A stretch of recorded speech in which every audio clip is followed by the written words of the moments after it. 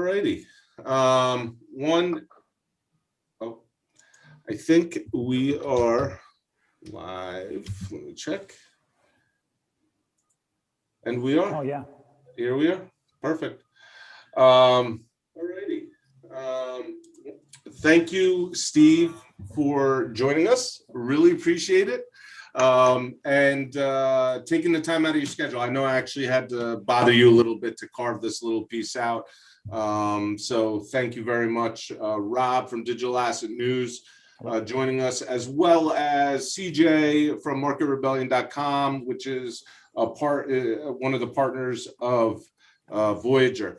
So, you know, one of the things that we wanted to kind of bring you on, we always try to keep the fire to your feet, try to keep our favorite brokerage house moving forward.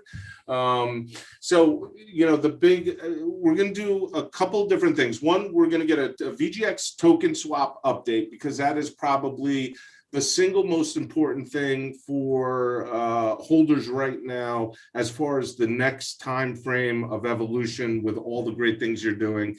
Also, I have a few questions from the folks out there in the world. And if we have time, I will take some live questions off of the unofficial Voyager Telegram channel, because they probably are your most passionate group of supporters. All right. So with that being said, let's delve into the token swap. You've announced what token swap? What token swap? Is there a token swap? Like, no one talks. I thought we were just here. I thought we were just here shooting the shit. You know, yeah, like we're gonna talk like, you know, like no one. There's nothing important. There's nothing. All right. No token swap. Forget it. We'll move on. You know, it's been a crucial and invigorating quarter for Voyager. We had the DNS attack. You led the charge through that. Record accounts opened up. We all, hopefully, most people heard the investor call, which was tremendous. We've held your feet to the fire on the token swap coming, and some other geographical entrance points coming.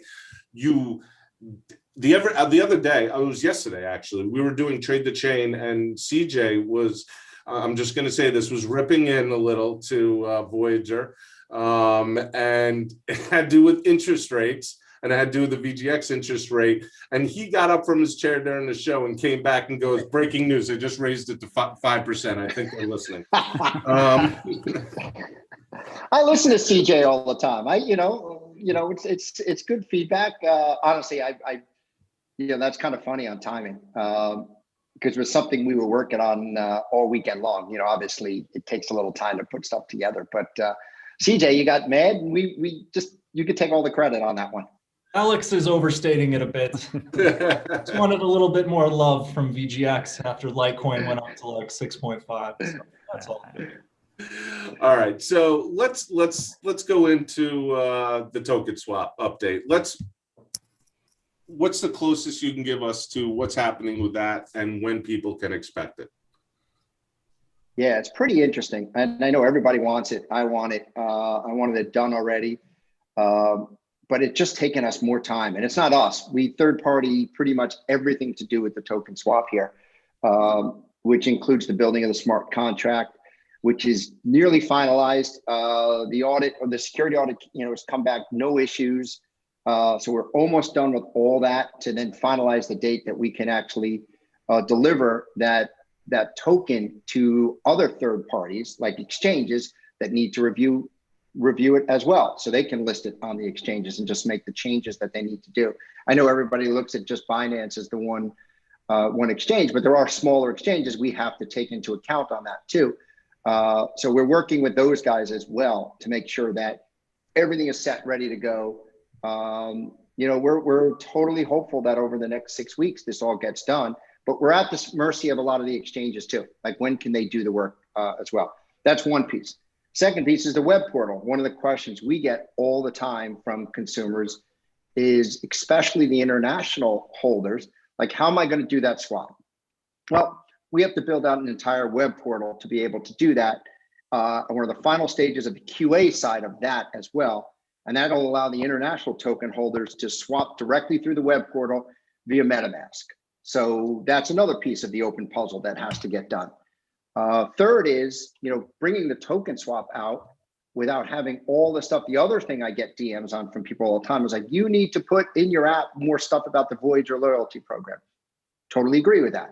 And so what do we have to do? We then have to do all the work on the UI, UX of the app to make sure it's completely within the app and people can see the value of the Voyager loyalty programs. That's the third piece. And then the fourth piece is just normal marketing collateral that everybody wants to see all our information out on Twitter, Instagram, all the branding ads that we do. And we're just, we just raised that $150 million. So we're adding more bodies left and right, and we're doing more marketing. So all this collateral has got to get incorporated into that. So it's four pieces, right? It's the finish of the contract and security review, which then includes the exchange's review of that, the web portal that has to be done for international, which is close to being done, in the app, and then all the marketing collateral. So four pieces that are all moving with separate teams doing all that work, most of it outsourced, so you don't really control it. Yeah, and that's a good question. So how much is in your control of those four steps?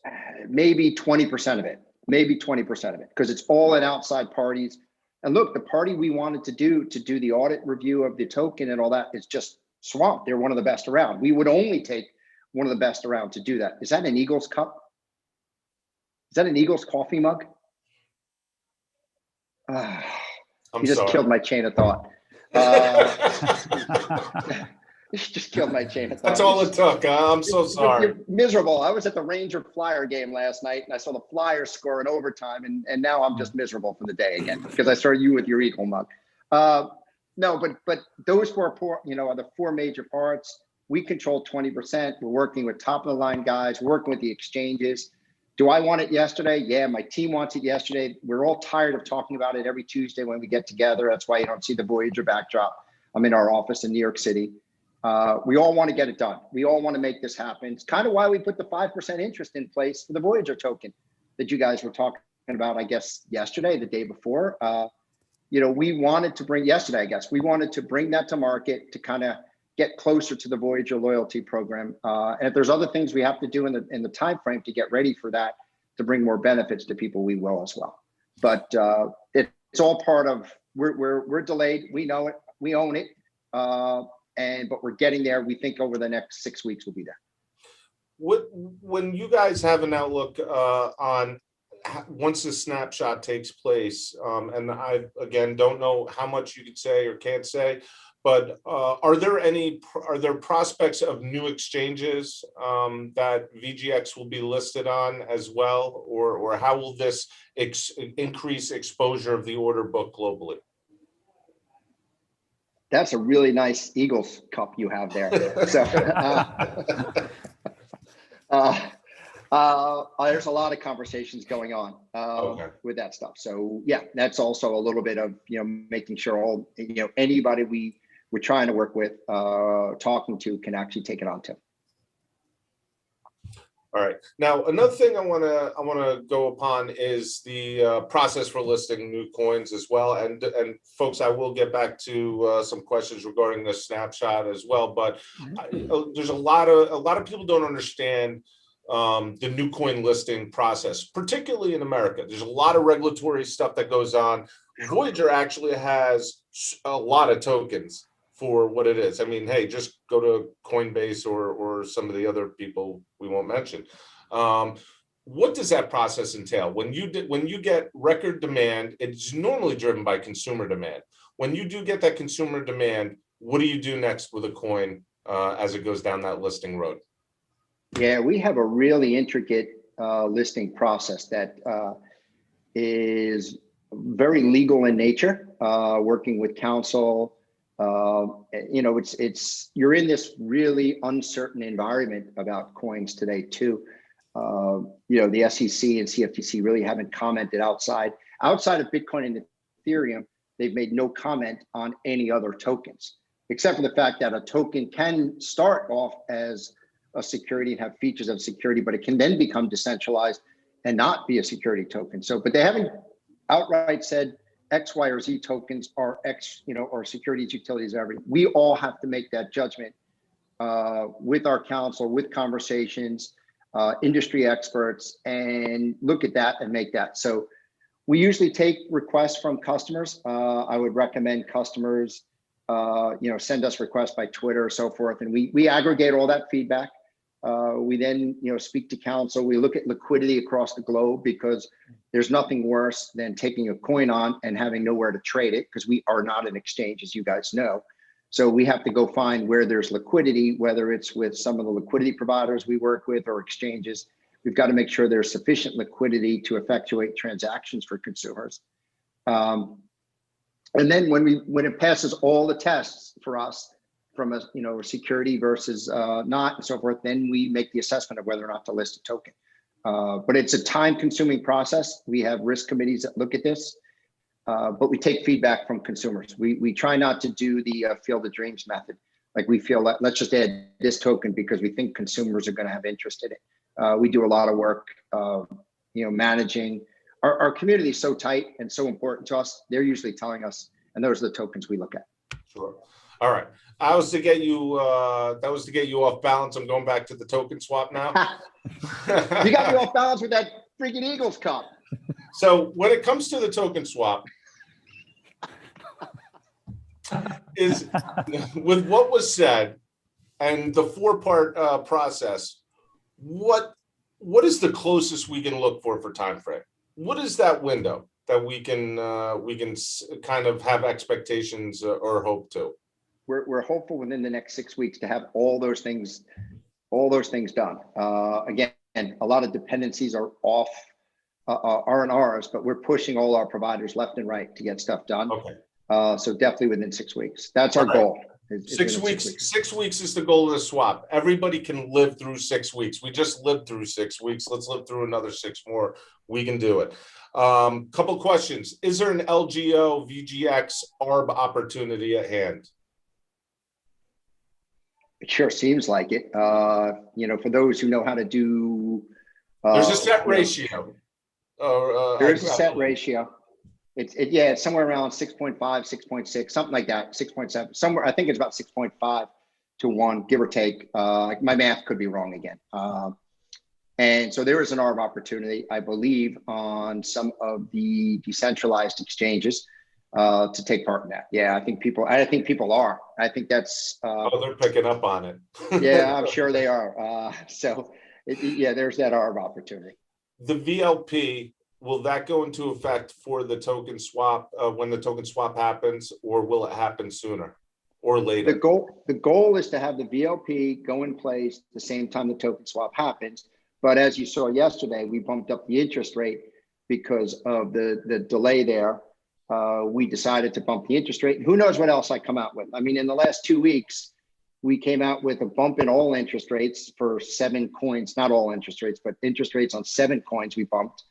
We did the Voyager token interest rate, yesterday.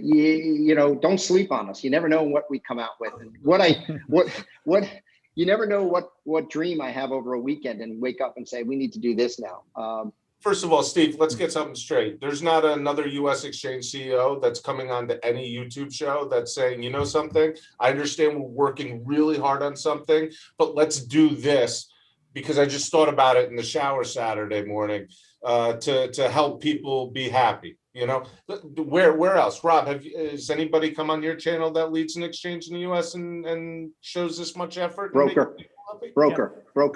Yeah, well, not so much, but every so often I get Brian Armstrong answer a DM here and there. Just kidding. Okay, no, that never happens. A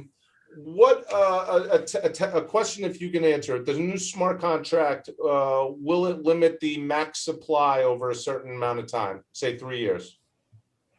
I think that the way we positioned it to everybody is that there was a certain amount of tokens we could use for marketing purposes only to build the community. It's all back to what Pat Ackerman says all the time with the Metcalf and building the network. So there's certain we could use. And the other thing is just the 7% interest, and the community, I think after a year, has the ability to shut the interest off or determine interest rates on that. So yeah, effectively, if the community says no more interest, or the only way that pool will expand is on the interest. So there's no other way to create any more tokens out of that. So yes, it winds up being a de facto set supply. Okay. Another question, and Stephen or CJ and Rob, thank you for bearing with me as I shoot these out machine gun style to Steve. Any ETA, and I know it's all within the regulators right now, and you're waiting back. Have you heard any word, any updates on Canada, New York, and EU? Well, I really appreciate the guy who wrote the Twitter to who responded to the head of the DFS and blasted her for not having giving us a D. That doesn't help our cause. You know, I understand the pent up frustration, but it doesn't help us. That said, I think we're getting fairly, you know, we're making major progress with the DFS. We're excited. You know, I think saying anything else would be misleading. On the Canadian side, we're working directly with the OSC, sorry, Ontario Securities Commission. I think we filed something back with them. We're close. We're getting there on that too. The one thing people have to understand is, and European, we're close there too. We're just working through payment processors and KYC and some of that stuff. But I think the thing that people have to understand is, I get it. We're in crypto and everybody wants everything yesterday. And if not yesterday, then tomorrow. Mm-hmm. But regulators do not have that same sense of urgency that we do, and that crypto does. They have their rules and their process, and that's what regulators do, and that's fair. We know that going in, and I appreciate that. I haven't been in regulatory businesses for 27 years now. I appreciate that, and that's fine. You just have to abide by it, and you play by the rules that are set. So we're getting close on all those fronts. We're really close on those fronts. There's some app changes that have to go in, obviously, for all three of them. But yeah, we're getting there. Any for Canada and EU? Any quarter predictions different from the last time we spoke? Is it second half 2021 that you're looking for EU? Yeah, I don't see how we can get it done before that, because even with all the KYC approvals and everything that we're working through with the EU, I don't see us getting any faster than that with them. Canada, it's just slow on the OSC and the exemptive relief side. In New York, hopefully there too. So I think, everything is viable for the second half of 21. Yeah. Would you say that's the same with the OSC as well for Canada? Yeah, I think that's fair. Fair. Just because of their time frame, and we're at the end of Q1 pretty much now. Yeah. And they don't have set time frames in response, but usually when you file stuff, the response times are typically 20 to 30 days when you hear back. So somewhere between 3 and 4 weeks is when you file responses to questions, you get 3 or 4 weeks back from the responses. So you can just see the whole time frame develop from there. All right. Voyager debit card and stock trading. I'm just throwing these out. Just answer all these questions, Steve. Debit card, we got approved by MasterCard. We're working towards getting that all up and running. Right. So yeah, MasterCard's approved. We also got approved by Visa Fast Track. So we're working with Visa now on bringing a credit card long-term into the platform as well. So we're working both those angles. Debit card is more important from my perspective. Consumers want to use their USDC. So we're excited. Stock trading is, we hopefully have something cool to announce on some of that over the next few weeks too. So wow, okay, awesome. And on the debit card, what was the ETA on debit card for you guys? Your presumption of a window? I don't know yet. I think it's not going to be, it's in progress of being built. And again, it's the UI, UX, how it works, the card's getting printed, because we just got approved by MasterCard. So that's got to be printed. So there's, we'll probably start promoting that and sometime coming up in the near future. Congrats. Next time I'm bringing my Giants. Come on, it's that simple. All right, CJ. Well, sorry about that. I'll take a break.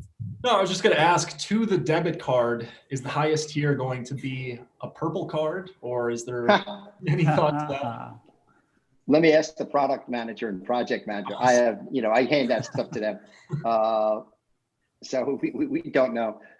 Haven't figured that one out yet.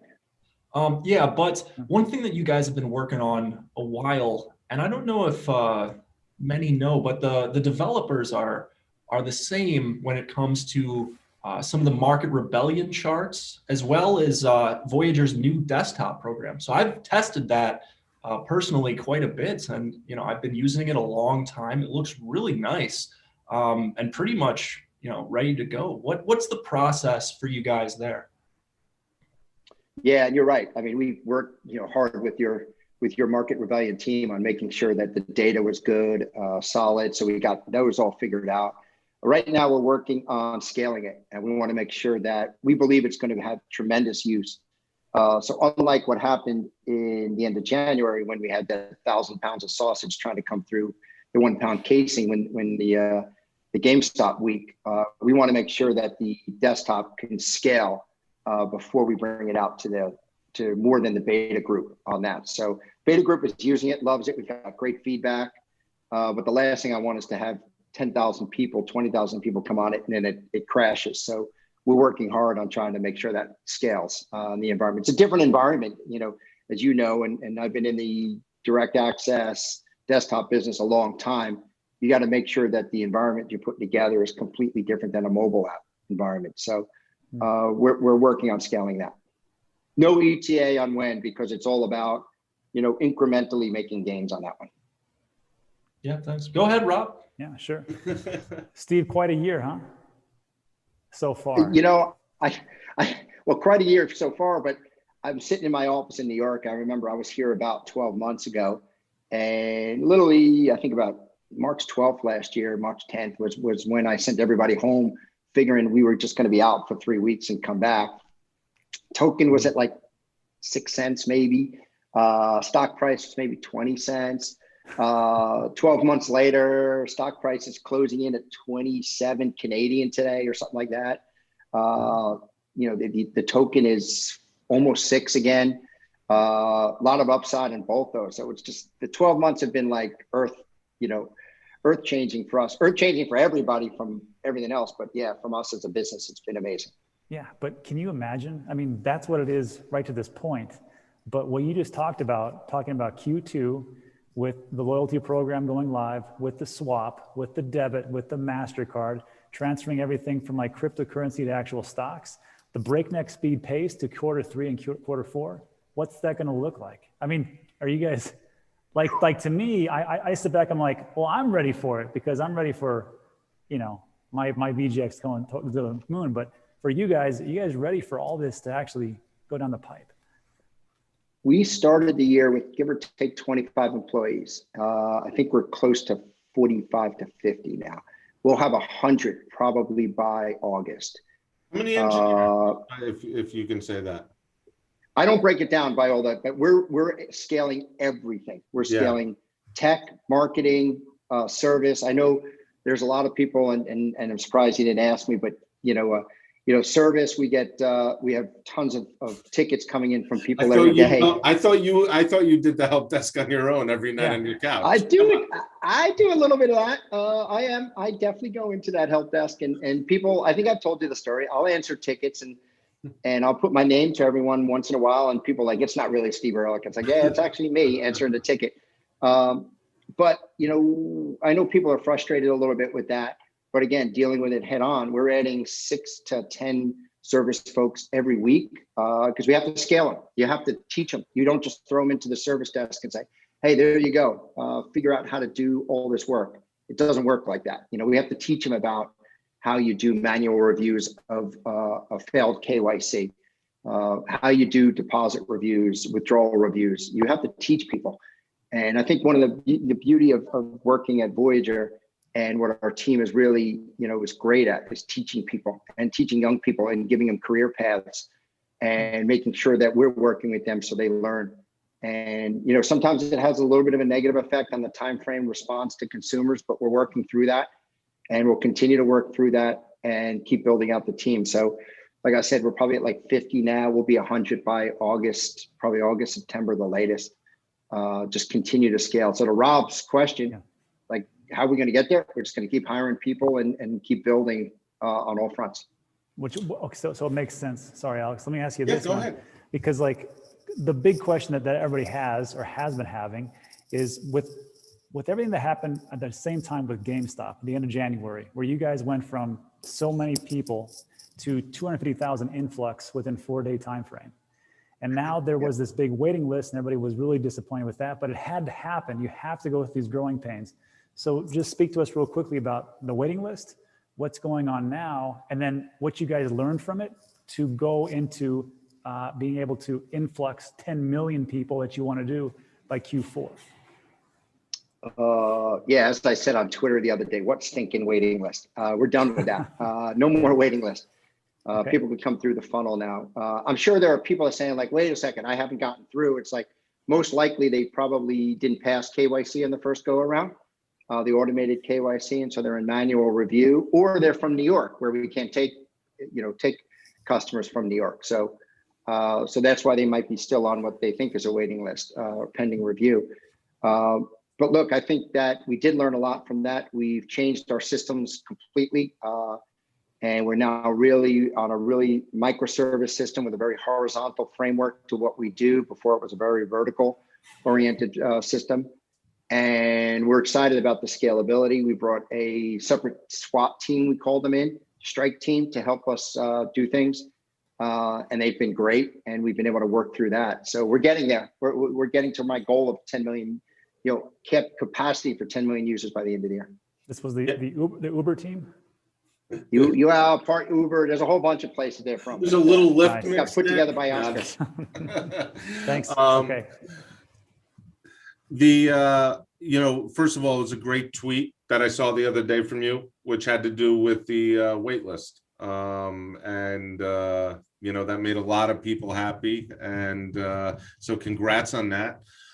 Couple more, another question that comes up quite frequently is this insurance stuff, right? And so when people come to me and they say, hey, Alex, next time you talk to Steve, can you ask him if our stuff's insured? I'd even pay like $1 a month to be in some insurance club. And we went over this before. You guys are a broker. You use third-party custodians. And through that, you utilize and keep customer funds insured on those via the third-party custodian insurance policies. Am I still correct in that assumption? Yeah, the assets we hold with third-party custodians have a level of insurance provided by those custodians. The assets we lend out to gain interest for people are not obviously, insured. Mm-hmm.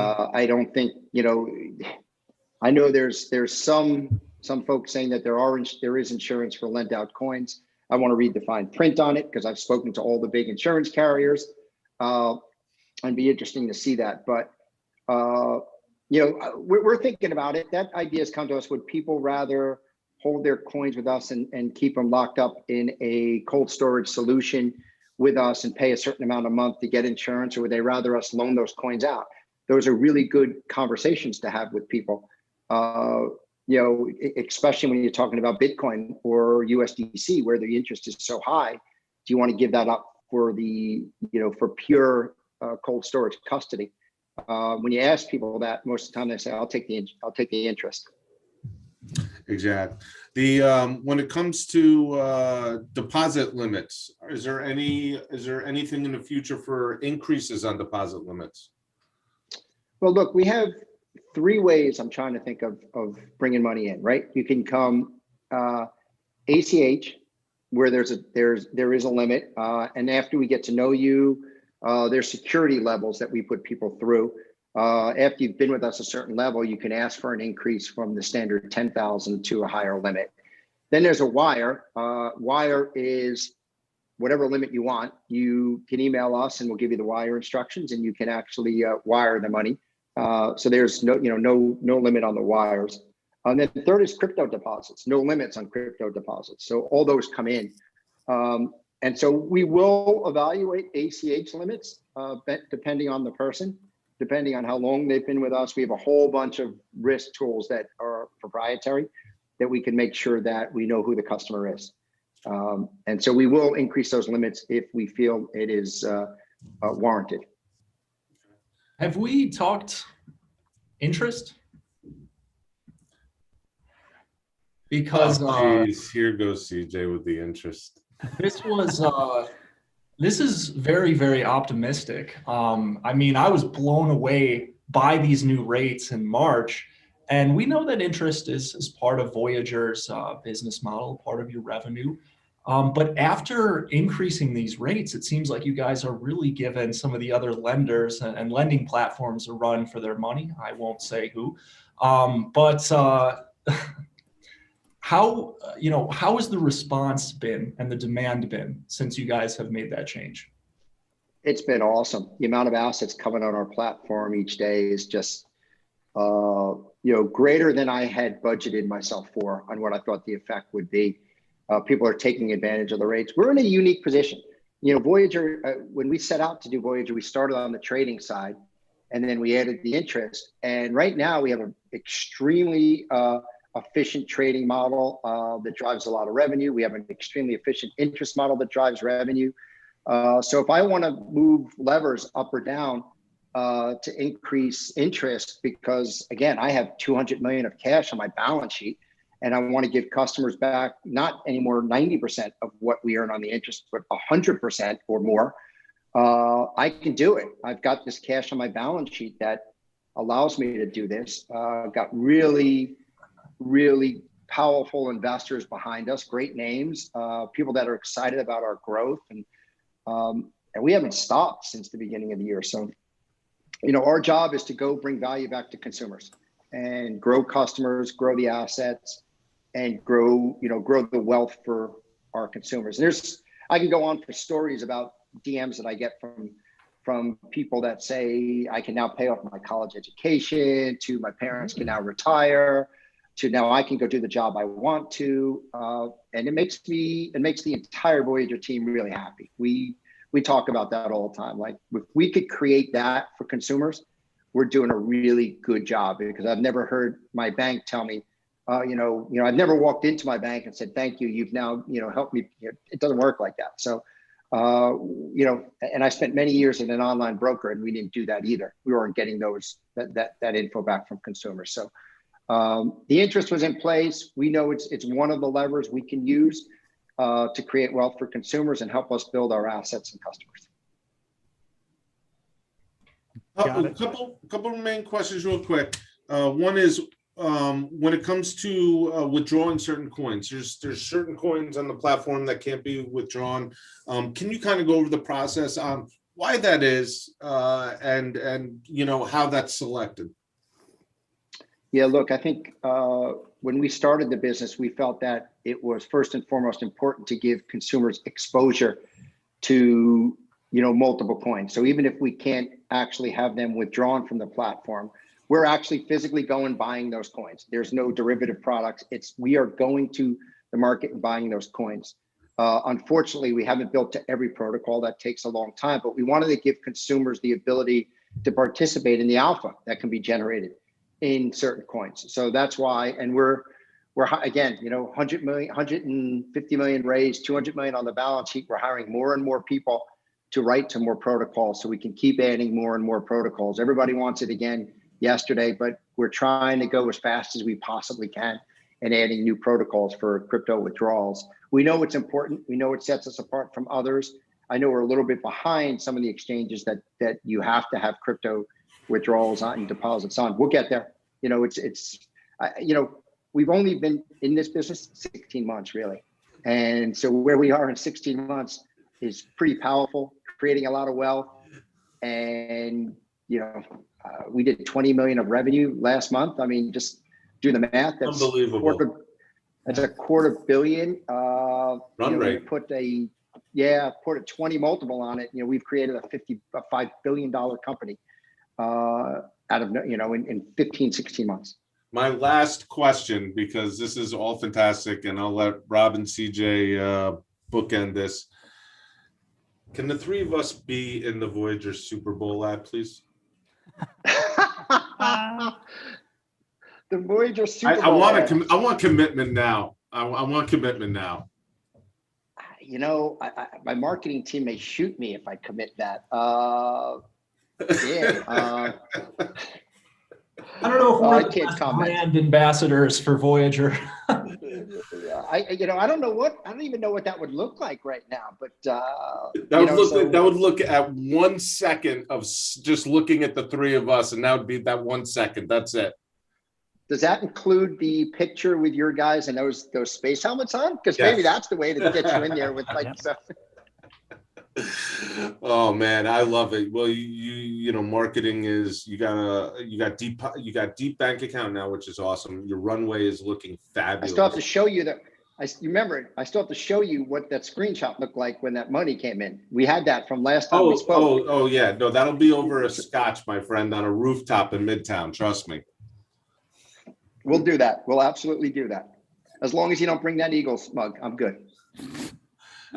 Rob. Yeah, so Steve, I'm just going to take some questions from the people that are here just for the live stream. And one of them, this is from Buy the Dip, Sell the Tip. Nice. So he says, and this is what comes up every so often. It seems like on Twitter, there'll be like a comparison between Voyager, what the sell price is, and they'll compare it directly to XYZ exchange. And like some people, it'll be like extremely great. You know, Voyager will crush it, right? And then sometimes it just doesn't. So the question comes up is, when can we get the spread smaller between the ask and bid prices? So just to clarify to everybody, Voyager is not an exchange. It's a broker. And it's kind of like, it's like the hotels.com, right? You don't go to one hotel, you get 1,000 different hotels and you can go kind of look through it.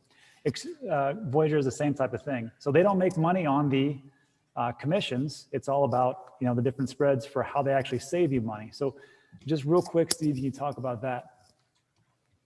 Yeah, look, the way we build all that out is based upon liquidity of coins across the globe.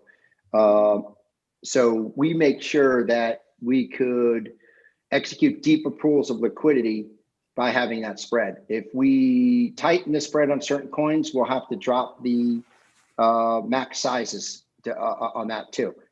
Because it's all based upon an algorithm that determines how, you know, we have to go up and down books when you're actually buying from exchanges. Everybody always thinks that, hey, if I'm going to go buy in this exchange, whatever the top of book is exactly what I'm going to get, until someone beats you there, until the algos that are co-located beat you there. And you're now going, you know, pennies or dollars away from that. So we kind of build it. It's all built on an algorithm. We look at this all the time to make sure it's competitive. But at the same token, you know, I ask everyone to go compare what we charge, you know, as a spread on like Bitcoin, which is much lower than if you try to go to the standard Coinbase, if you go to PayPal, you go to Cash App. We beat that a lot. And then, you know, we've done this exercise. If you spend $100 at Voyager to go buy Bitcoin, maybe you get $99.70 back. You do that same at somewhere else, you're going to get $97 of Bitcoin back. Then put the 6.5% now, and do that over 2 years. Your $100 purchase of Bitcoin with us is now worth, give or take, $110 if Bitcoin doesn't move. And at this other place, it's still only worth 97. So, you know, with the interest component, we cover a lot of stuff too on the spread. So I think we're giving tremendous value to customers by the multifaceted platform that we have. And that's just the beginning. We have other products that we're working on to make consumers create more wealth for consumers. All right. Go ahead, Rob. Sorry. No, hit it up.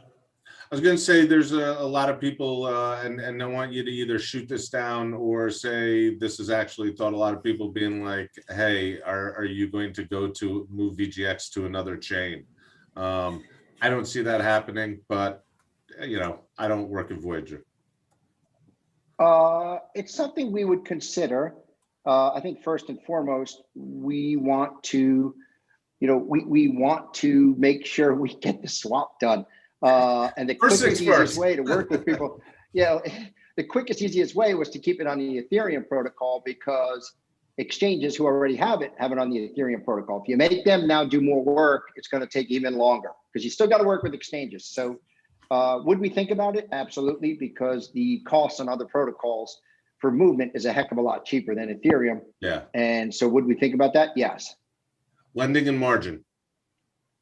Margin's a tricky one. We're still planning on doing it. A lot of regulatory hoops to go through on that. Lending is something we're looking at. We're not, it's not high on the priority list. We think debit cards, stock trading are all ahead of the lending side of the world. All right, cool. We're losing time with you. I want to just recap for the 1,000+ people watching right now, some of the high points we did, because I love people who come in midstream and ask questions of what was already covered. So Voyager token swap. Steve is looking at 6 weeks as the ballpark. There's 4 factors going into what's happening. But 6 weeks is the outlook on that thereabouts. That's our goal. Puts it on or Don't about. Don't hold them to it. Don't hold me to it. It's my goal. It's because there's the dependencies we were talking about. So yep, so absolutely. A lot of third parties involved on or around that first week of May. The stock trading is being discussed and will have an update in Q2 of some time, or discuss it in Q2 of some time. Stock trading. We will have some announcement over the near future. Yeah. Debit card, high priority, been approved by MasterCard and a Visa program. Yeah, the Visa, we've been accepted into Fast Track to work towards the offering a credit card. That will obviously take longer because you have to get credit facilities and work with banks on that as well. NYDFS for them coming to New York is up to NYDFS. He said, please do not tweet at the regulator. Europe and Canada, they're looking for second half 2021.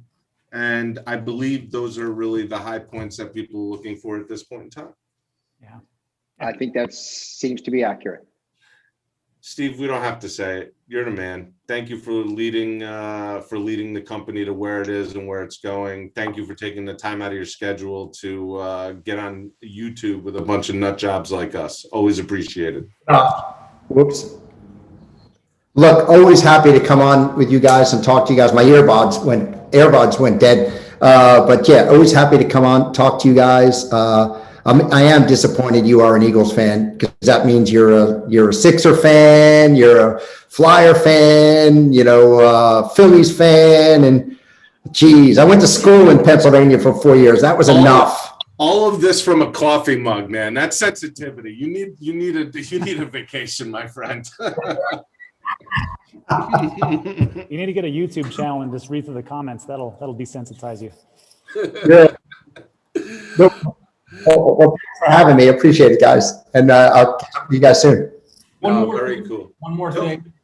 You said earlier, Steve, that there had been a lot of people who had reached out to you personally saying, this has really helped my life, or this has really, benefited me, allowed me to create wealth. There's been a lot of people in the Market Rebellion community as well who have reached out to me personally, who have said, getting me in on VGX has really changed my life and the future of my, financial outlook.